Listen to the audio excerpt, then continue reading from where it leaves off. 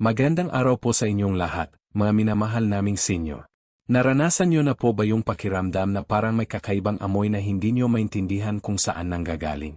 O yung tila nag-alangan ang mga tao, pati na ang ating mga mahal sa buhay, na lumapit o makipagkwentuhan ng malapitan? Nakakabahala po ito, hindi ba? Minsan, nagdudulot pa ito ng hiya o pagkabalisa. Ang totoo, ang tinatawag na amoy matanda ay hindi lang basta dahil sa edad. At ang magandang balita, may mga simpleng paraan para ito ay mabawasan o maiwasan, na madalas nating hindi napagtutuunan ng sapat na pansin. Pero huwag po kayong mag-alala, dahil sa video na ito, hindi lang natin ibubunyag ang mga posibleng sanhi, kundi bibigyan din natin kayo ng 3 practical at madaling sandin na paraan para mabawasan ito at maibalik ang inyong kumpiyansa. At bago po tayo magpatuloy, kung ngayon pa lang po kayo napadpad sa ating channel, maalam na pagtanda, ay mangyaring mag-subscribe na po kayo at i-click ang notification bell para lagi kayong updated sa ating mga susunod pang mahalagang payo para sa malusog at masayang pagtanda.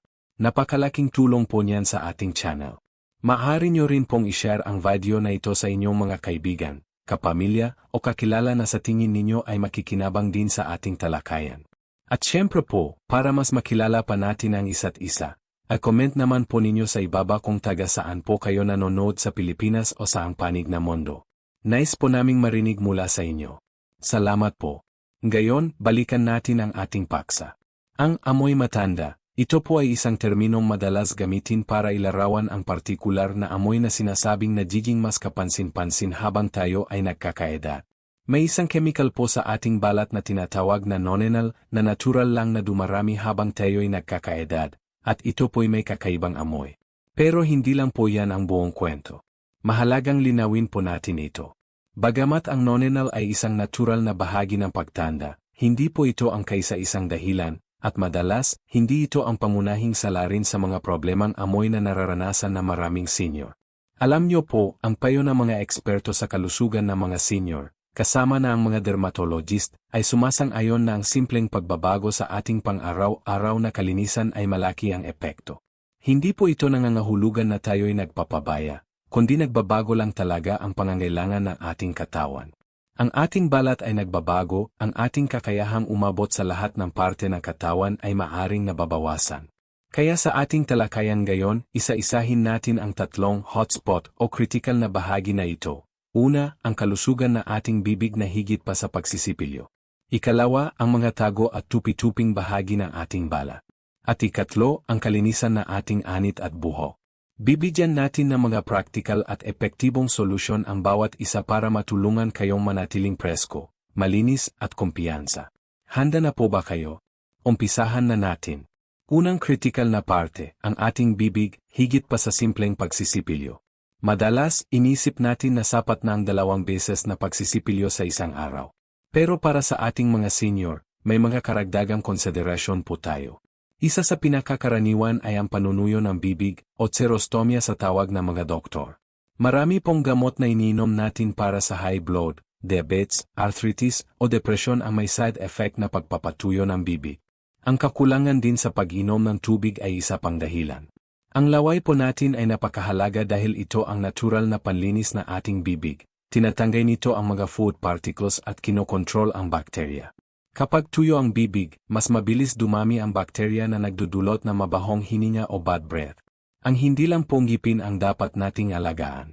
Nariyan din po ang ating dila. Ang ibabaw na ating dila ay hindi patag. Marami itong malilit na umbok kung saan maaring maipon ang bakterya, mga tira-tirang pagkain, at dead cells.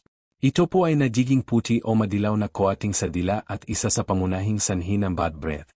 Ang simpleng pagsisipilyo ng ngipin ay hindi sapat para matanggal lahat ito. Para naman po sa mga kapatid nating nakapustiso o dentures, ito po ay isa pang lugar na dapat pagtuunan na masusing pansin.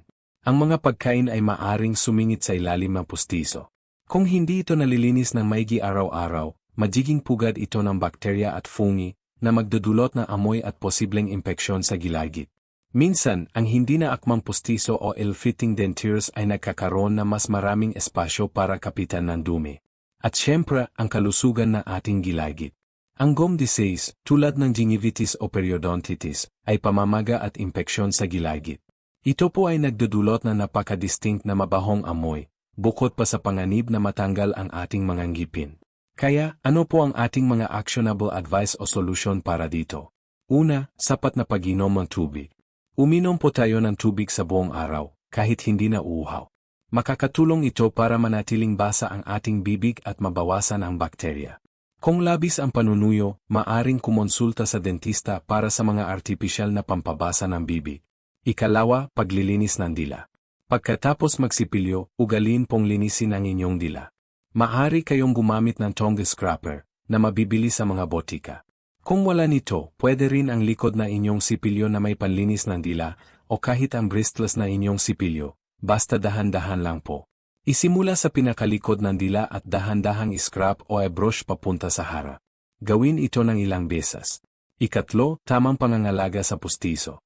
Kung kayo po ay nakapustiso, dapat itong tanggalin at linising mabuti araw-araw. Gumamit po ng denture brush at panlinis ng pustiso na hindi magaspang o nakakasira dito. Hindi po toothpaste ang dapat gamitin sa pustiso. Banlawang mabuti. Pagkatapos, ibabad ang pustiso sa denture soaking solution o malinis na tubig magdamag, ayon sa payo ng inyong dentista. Ito po ay mabibili sa mga botika o tanungin ang inyong dentista kung ano ang pinakamainam para sa inyo.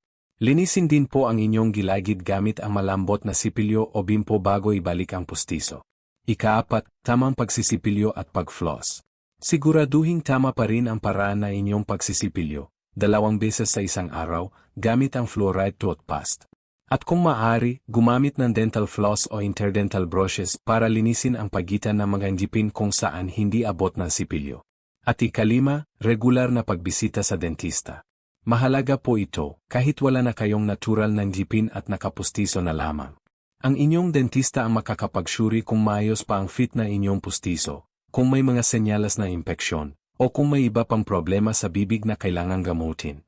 Ang malinis na bibig ay hindi lamang para sa mabangong hininga, kundi para maiwasan ang impeksyon, mapanatili ang gana sa pagkain, at para sa pangkalahatang kalusugan.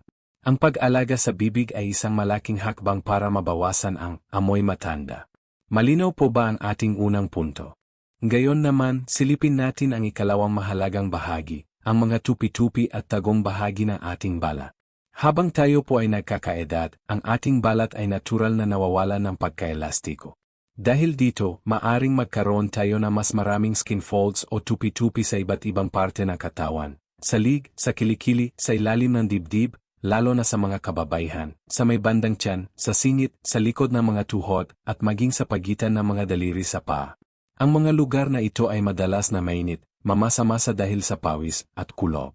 Ito po ang perpektong lugar para pamahayan ng bakterya at fungi o amag, tulad na nagdudulot ng hadhad, an-an o bine. Ang mga mikrobyong ito, kapag dumami, ay naglalabas ng mga kemikal. Ang mga kemikal na ito ay may hindi kanais-nais na amoy, na parang amoy kulob o maasim. Bukod pa rito, ang ating kakayahang kumilos ay maaring limitado na. Maaring nahihirapan na tayong abutin ang lahat ng parte ng ating katawan para masabon at mabanlawan ng maigi. Minsan, ang ating paningin ay hindi na rin kasing linaw para makita kung malinis na ba talaga ang mga tagong bahagi. Isa pang konsiderasyon ay ang urinary incontinence o hindi mapigilang pag-ihi, o fecal incontinence. Naiintindihan po namin na ito ay isang sensitibong usapin, pero mahalaga po itong harapin para sa inyong kaginhawaan. Kahit kaunting tagas lang po, kung hindi agad malilinis at mapapalitan ang underwear o adult diaper, ay maaring magdulot ng iritasyon sa balat at malakas na amoy.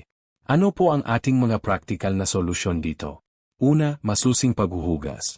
Sa oras ng paliligo, siguraduhin pong nasasabon at nababanlawang mabuti ang lahat ng tupi-tupi ng balat. Dahan-dahang yangat ang mga tupi para malinis ang ilalim nito. Gumamit na malambot na bimpo o washcloth para masiguradong natatanggal ang dumi at pawis. Mas mainam kung gagamit tayo ng sabon na banayad sa balat, yung tinatawag na balanced, para hindi po ito masyadong matuyo at hindi masira ang natural na protection ng balat. Ikalawa, at ito po ay napaka-critical, masusing pagpapatuyo. Pagkatapos maligo, patuyuing mabuti ang lahat ng bahagi ng katawan, lalo na ang mga tupi-tupi. Gumamit po ng malinis at turong tuwalya. Dahan-dahan lang ang pagpupunas, tapik-tapik lang, para hindi magasgas ang bala. Kung hirap pong abutin, huwag mag-atubiling humingi ng tulong sa kasama sa bahay. Ang mahalaga po, tuyo. Kung kinakailangan, maaari pa ngang gumamit ng hair dryer na nakaset sa coal o pinakamababang init para tsaking tuyo talaga ang mga singit-singit. Ang pamamasa-masa ang pangunahing kalaban natin dito. Ikatlo, paggamit ng angkop na produkto. Kung kayo po ay madalas magkaroon ng fungal infections tulad ng hadhad o anan sa mga tupi-tupi, maaring arekomenda na inyong doktor ang paggamit ng antifungal powder o pulbos para sa hadhad o bine. Manipis lang po ang ilalagay pagkatapos maligo at matuyo. May mga brand po sa botika na karaniwan sa Pilipinas.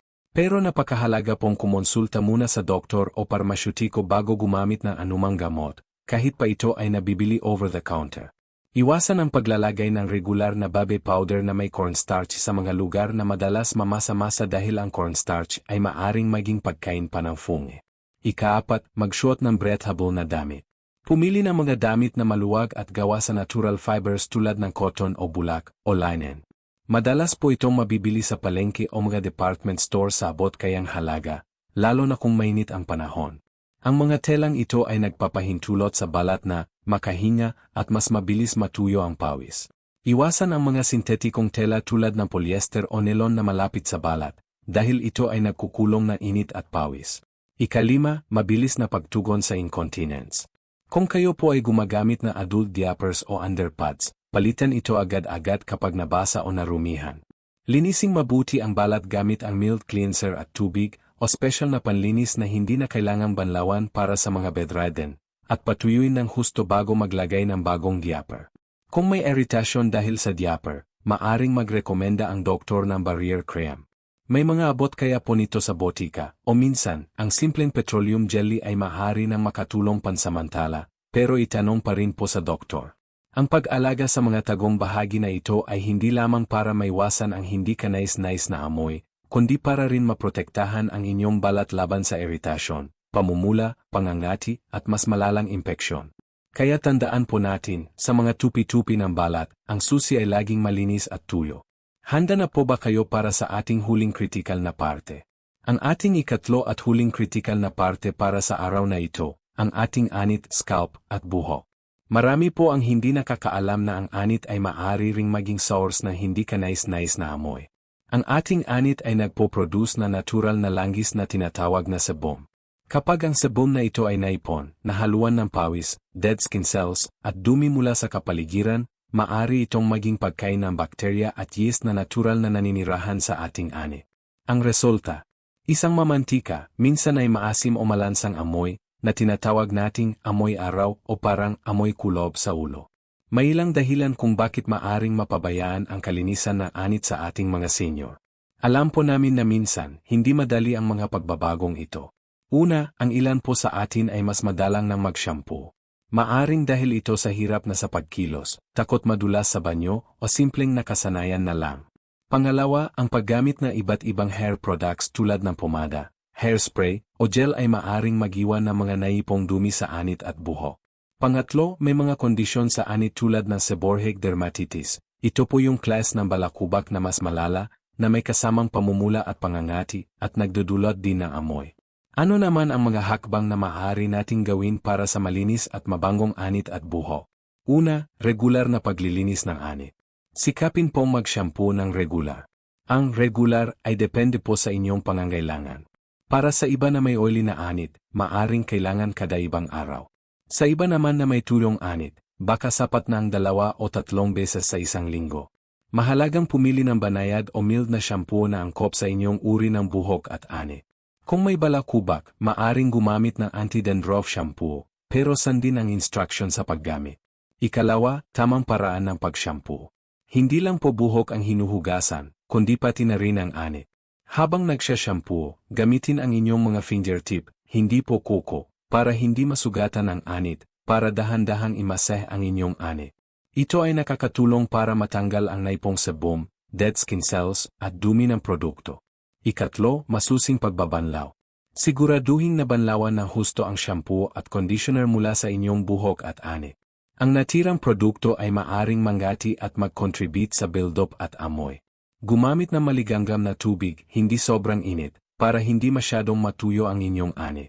Ikaapat, panatilihing malinis ang buhok. Kung mainit ang panahon at kayo ay pinagpapawisan, Iwasang nakadikit ang buhok sa inyong lig, mukha, o likod para hindi ito mas lalong mamasa-masa at mangamoy. Maaring ipusod o i-clip ang buhok. Ikalima, linisin ang inyong mga suklay at brush. Ang mga ito ay maaring mag-ipon ng langis, dumi, at product residue na naibabalik lang sa inyong buhok at anit kapag ginamit. Linisin po ang mga ito kahit isang beses sa isang linggo gamit ang sabon at tubig. At ika-6, kumonsulta sa doktor para sa mga persistent na problema sa anit. Kung mayroon kayong matinding pangangati, pamumula, paglalagas ng buhok, o di pangkaraniwang amoy sa anit na hindi nawawala kahit sinusunod na ang mga payong ito, mahalagang magpatingin sa doktor o dermatologist. Maaring may underlying condition na kailangang gamutin. Ang malinis na anit at buhok ay hindi lamang para sa kaaya-ayang pakiramdam at magandang itsura. Ito rin ay mahalaga para maiwasan ang pangangati, impeksyon, at ang hindi kanais-nais na amoy na maaring kumapit pati sa inyong mga unan at dami. Ngayon, bago tayo magtapos sa ating mga pangunahing punto, mahalaga ring banggitin ang ilang kaugnay na impormasyon. Ang ating kinakain at iniinom ay maaari ring makaapekto sa ating body odor. Ang ilang pagkain tulad ng bawang, sibuyas, curry, at ilang matatapang na species ay maaring maglabas na amoy sa ating pawis at hininga. Hindi naman ibig sabihin na iwasan na natin ito ng tuluyan, lalo't marami dito ay masustansya, pero magandang malaman na may epekto ito. Ang sapat na pag-inom ng tubig, mga 8 hanggang 10 baso sa isang araw, ay napakahalaga rin. Ito ay nakakatulong para ma-flush out ang toxins sa ating katawan at ma-dilute ang concentration ng mga odor-causing compounds sa ating pawis. Ang uri rin ng damit na ating isinusuot ay may epekto. Gaya ng nabanggit natin kanina, ang mga natural fibers tulad ng cotton, linen, at rayon ay mas breathable o mas nakakahinya ang balat kumpara sa mga synthetic fabrics tulad ng polyester, nylon o acrylic.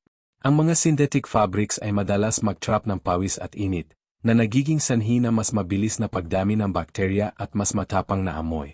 Kaya hanggat maaari, pumili ng mga damit na gawa sa natural fibers, lalo na para sa underwear at mga damit na direktang nakadikit sa balat. Mahalaga ring tandaan na may ilang kondisyong medical, tulad ng uncontrolled diabetes, problema sa atay o kidney, at ilang metabolic disorders, na maaring magpabago sa body odor. Pati na rin ang ilang mga gamot.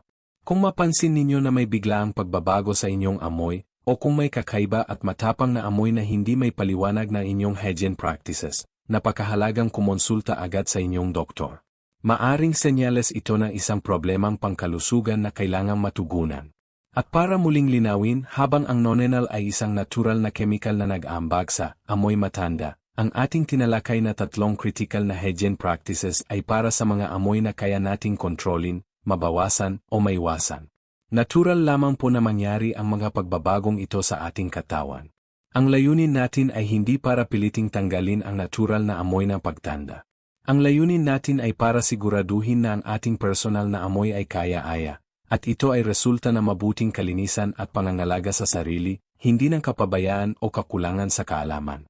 Kaya bilang bod, mga kasenyor, mga kamaalam na pagtanda, ayan po, 3 simpleng bahagi, pero kritikal sa ating kalinisan at kumpiyansa. Una, ang ating bibig, kasama ng dila, jilajit, at pustiso kung meron man. Ikalawa, ang mga tupi-tupi at tagong bahagi ng ating balat, na dapat laging malinis at tuyo. At ikatlo, ang ating anit at buhok, na nangangailangan din ng regular na paglilinis. Hindi po ito tungkol sa pagiging marumi o pabaya.